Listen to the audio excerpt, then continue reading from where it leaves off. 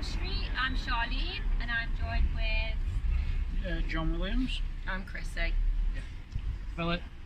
And I'm Simon, the cameraman.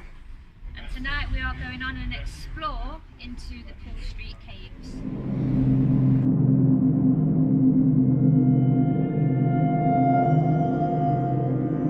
Peel Street Caves is located in Nottingham and is also known as Browser's Sand Mine.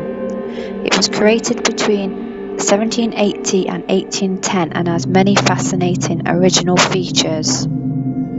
This map shows exactly how big and on what scale these caves go, starting from Peel Street and going all the way back to Mansfield Road. It was created by James Rouse and was later used as a Victorian and early 20th century tourist attraction.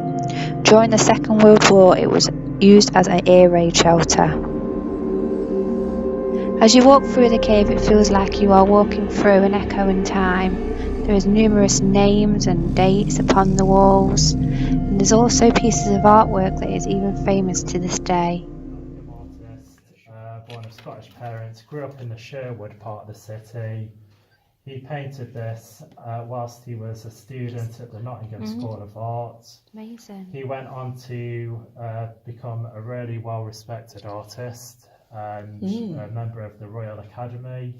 He had various pieces of art, like he was a prolific artist, and he had lots of pieces of art that were on display at Nottingham Castle, and a lot of his work can also be seen in various art galleries in the country.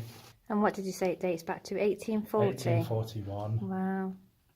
What does it say again? I know I've said it already, but you can see the cloud detail. You don't really see the cloud detail until you're looking at it through a camera. That's right, yeah. Which Amazing. is quite Clever. clever. You think how dark it was in here Yeah. and what tools they would have had in the 1841. It wouldn't. But again, if you look at how they shine in behind it, and then the cloud detail and then the darkness that goes with it. Yeah. It's just amazing. I think it's supposed to depict the resurrection. Yeah. So you've got the cross and light coming from behind it.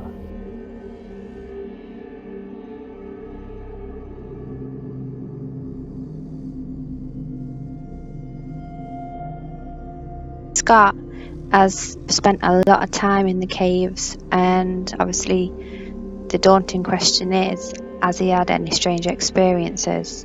He says that he has. He says that he's open-minded on the concept of life after death, and he said he has had a few things happen, like bangs and sounds when no one's been around, that he cannot explain.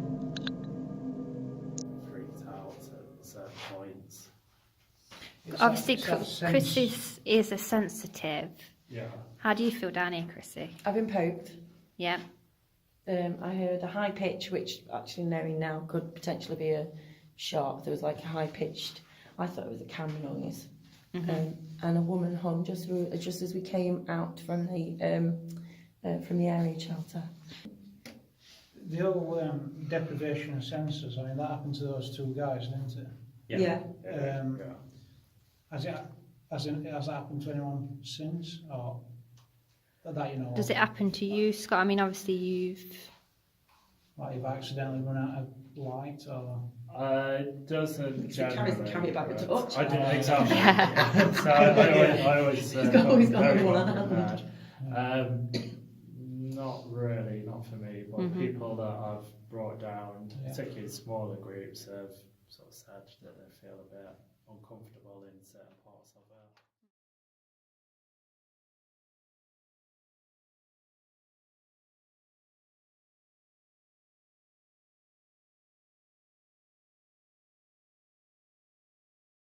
So yeah, the gate's got a story to it.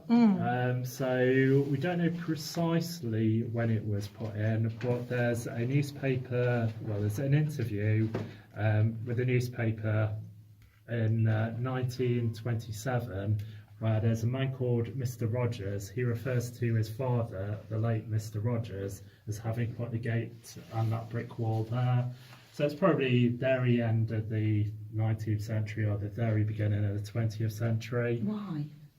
And basically it's because Mr. Rogers, he had a shop on Mansfield Road. Not sure precisely which property, but it'll be one of the ones we're going to see very soon, the backs of the basements too. Now Mr. Rogers, he had the painters and decorators in his shop doing a bit of decorating. He gave them permission to leave their paint pots in the cave for storage, but he said don't go in and explore, don't go and wander around. However, one lunchtime curiosity got the better of them, and they came into the cave. They started wandering around, exploring, but they hadn't told anybody that they were coming in. So Mr. Rogers, at the end of their lunch break, he wondered where they'd got to. There's a little bit of worry. By the time that their working day had ended, they still hadn't returned, and so people then began to worry where they'd got to. A search party was formed. It was believed that they'd probably come into the cave, so they came in and they started exploring, looking for these men, for the painters and decorators. After a little while of looking for them, they came upon them in their chamber, one of the chambers that we've just come through, not sure precisely which, and they were all white with terror. Nottingham City archaeologist Scott Lomax leads the tours of this cave. He provides a fantastic history and reveals many little known facts. Even though Scott leads the tours now, the future of this cave is unknown. Scott tells me how he would like to have events in the cave. He would like yoga sessions to be done in the cave, also possibly meditation sessions. He is also trying to seek permission to have paranormal teams come in so that investigations could take place.